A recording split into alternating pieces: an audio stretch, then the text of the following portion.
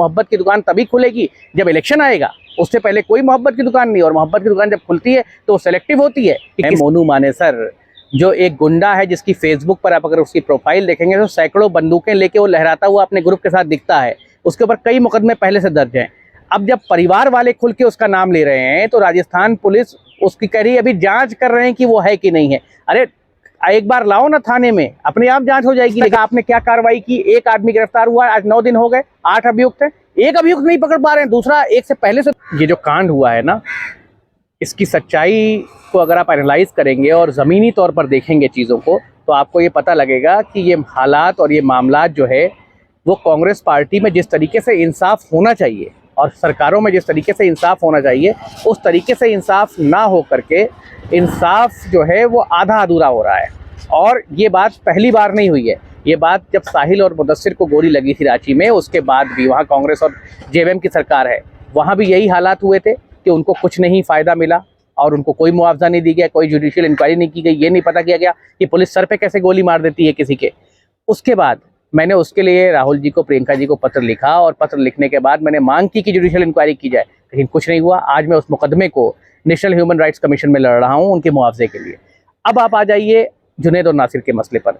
यहाँ भी ऐसा ही रवैया राजस्थान सरकार का दिख रहा है। 4 साल पहले पहलू और अकबर को जब लिंच किया गया था, आज तक उन्हें इंसाफ नहीं मिला, लेकिन अब जुनैद वाले मसले में इंसाफ उसी तरीके से दिया जा रहा है जैसे पहलू को दिया गया था, जैसे अकबर को दिया गया था।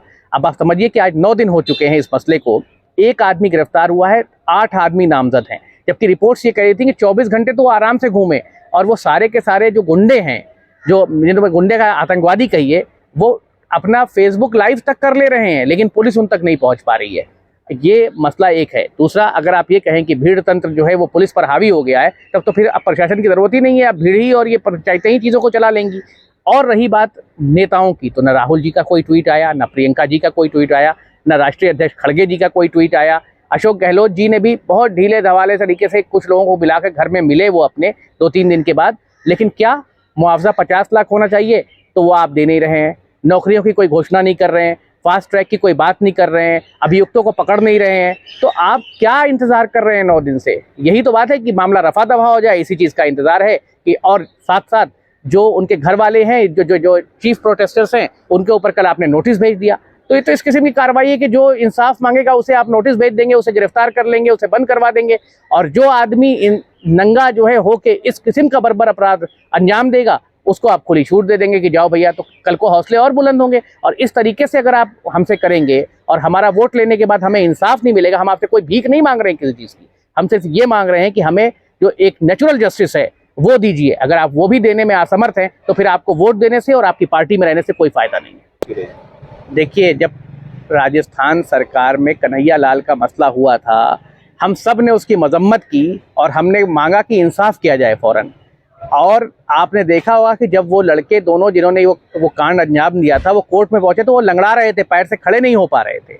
लेकिन यहाँ पर जो अभियुक्त हैं उनके साथ ऐसी ढीली रणनीति राजस्थान सरकार चला रही है कि आज 9 दिन हो गए, आप किसी को पकड़ नहीं पा रहे हैं, किसी को उठा नहीं पा रहे हैं, और अपनी मजबूरी बता रहे हैं कि हम उठाने में असमर्थ हैं। तो किस तरीके से इंसाफ करेंगे आप? अगर आप ही असमर्थ हैं तो फिर हम आपको वोट क्यों दें? देखिए, भीड़ तंत्र का जो मुजरिम है मोनू मानेसर, जो एक गुंडा है, जिसकी फेसबुक पर आप अगर उसकी प्रोफाइल देखेंगे तो सैकड़ों बंदूकें लेके वो लहराता हुआ अपने ग्रुप के साथ दिखता है। उसके ऊपर कई मुकदमे पहले से दर्ज हैं।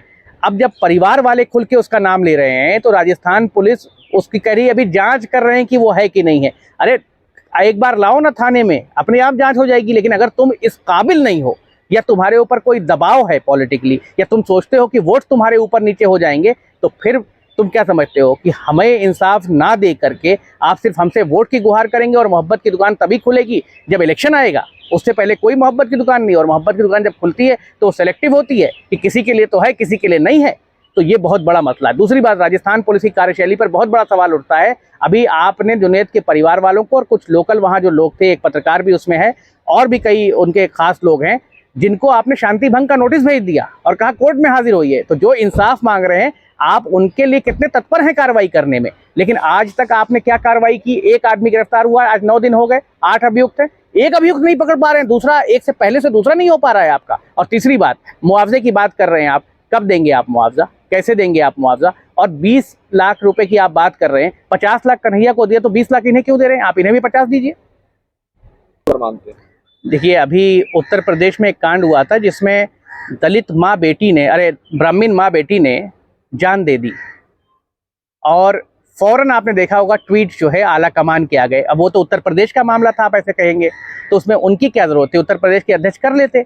आपको याद होगा हाथरस कांड हुआ था जब दलित बेटी को जलाया गया था, प्रियंका जी जो है लड़के पहुंची।